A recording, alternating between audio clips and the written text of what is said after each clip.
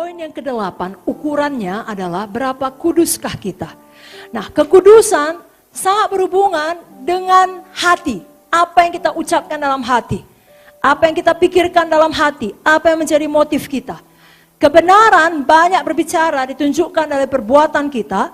Tetapi kekudusan melebihi sekedar perbuatan. Harus sampai kepada motif kita. Kenapa kita lakukan itu? Mungkin kita sudah melakukan sesuatu yang benar, tapi hati kita tidak sepenuhnya kudus.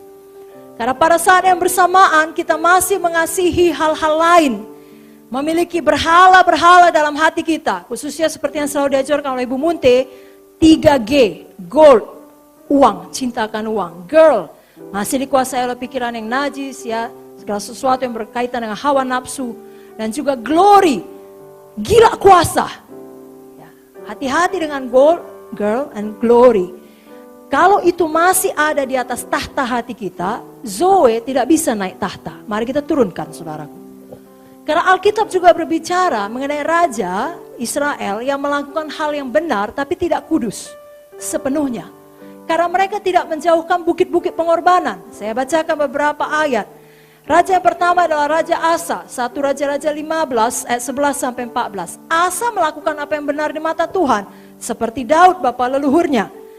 Ia menyingkirkan pelacuran bakti dari negeri itu dan menjauhkan segala berhala yang dibuat oleh nenek moyangnya. Bahkan dia memecat makan neneknya dari pangkat ibu suri, karena neneknya itu membuat patung Asyera yang keji. Asa merobohkan patung yang keji itu, membakarnya di lembah Kidron. Sekalipun bukit-bukit pengorbanan tidak dijauhkan. Jadi disimpan sedikit dosa. 1 Raja-Raja 22 ayat 43, ini anaknya. Ia hidup mengikuti jejak Asa ayahnya. Ia tidak menyimpang daripadanya, melakukan yang benar di mata Tuhan. Hanya bukit-bukit pengorbanan tidak dijauhkan. Orang masih mempersembahkan membakar korban di bukit-bukit itu. Jangan simpan sedikit pun dosa, saudaraku.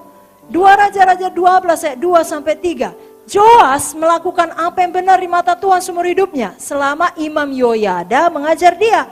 Namun demikian bukit-bukit pengorbanan tidaklah dijauhkan. Demikian dalam 2 Raja-Raja 14 ayat 1 sampai 4 dilakukan juga oleh Yoas bin Yoahas, Raja Israel, Amazia anak Yoas. Bukit pengorbanan tidak mereka singkirkan. Jadi walau mereka melakukan hal yang benar, masih ada dalam tanda kutip kasih-kasih yang lain yang mereka biarkan, tidak mereka singkirkan. Saudaraku, gugurkan dosa. Amin, saudara. Banyak orang melakukan hal yang benar tapi tidak kudus. Tuhan memanggil semua kita naik ke tingkat kekudusan yang lebih tinggi.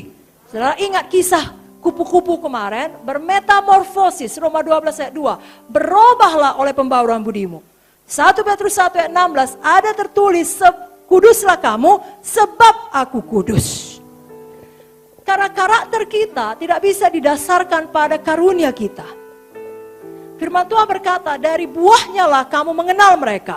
Berapa banyakkah buah roh yang telah kita kembangkan, saudaraku?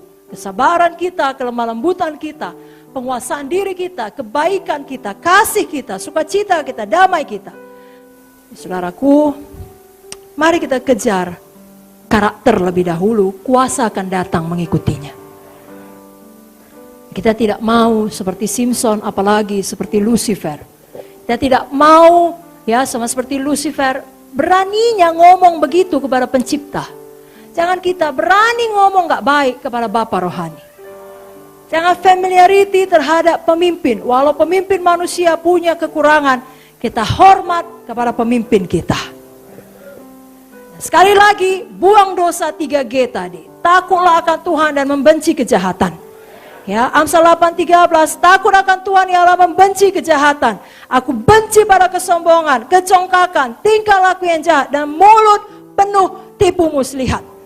Apalagi kita ini adalah orang-orang bijak. Kita tahu setiap dosa ada bayarannya. Amsal 6 berkata, dapatkah, Amsal 6, 27-28, dapatkah orang membawa api dalam gelumbung baju dengan tidak terbakar pakaiannya? Dapatkah orang berjalan di atas bara dengan tidak hangus kakinya? Tidak dapat.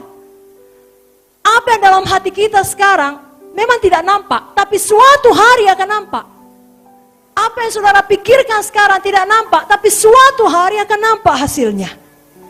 Dan saudaraku, yang paling menyedihkan, kalau kita hidup dalam dosa, kalau kita tidak hidup kudus, kita punya Roh Kudus di dalam, kita punya Tuhan Yesus di dalam, sebenarnya nurani kita tidak akan tenang.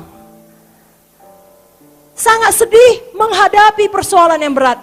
Tapi yang lebih menyedihkan daripada itu adalah menghadapi persoalan yang berat tanpa keyakinan bahwasanya Tuhan di pihak kita. Itu berat kali. Kenapa? Karena dosa saudara menuduh hati saudara. Biar saudara selalu meyakini Tuhan di pihak saudara. Dan perlindungannya adalah seperti tembok api melindungi saudara dan keluarga saudara. Lalu ketika datang situasi yang sulit, saudara bisa berdiri teguh dan mengklaim janji Tuhan. Ini janjimu Tuhan, ini firmanmu Tuhan. Langit bumi boleh berlalu, firmanmu tetap kekal selamanya. Kenapa? Karena saudara tidak hidup dalam dosa. Haleluya.